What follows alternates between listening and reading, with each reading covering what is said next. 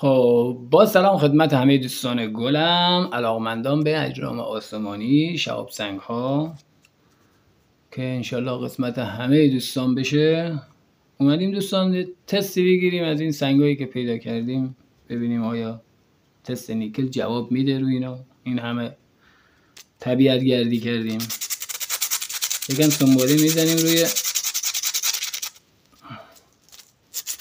داخلی سنگ رو زدم شکستم دیگه، چون دستگاه برش نداشتم برش بزنم، مستقیم زدیم شکستیمش. میبینیم این زحمات ما جواب میده حالا یا نه. این از سنباله کاریمون.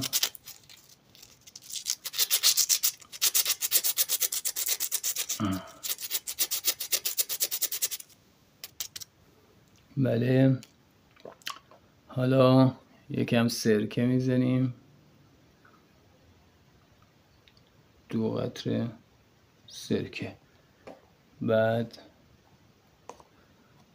1-2 قطره هم از این محلول دیمتیل اکسیم، 2 قطره هم از این ریختیم. حالا 1-2 قطره هم از این آمونیاک. بله دوستان، ببینید تست نیکل ما رو، و اینم یک گوش پاک کن صورتی شد.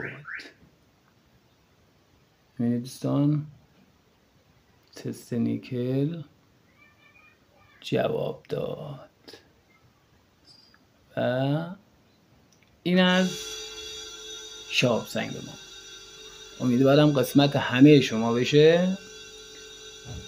ویدیوهای منو لایک کنید، کامنت بذارید، نظراتتون رو بگید و حتما کانال منو سابسکرایب کنید که در طبیعت برای شما سنگ های بسیار زیبا میارم.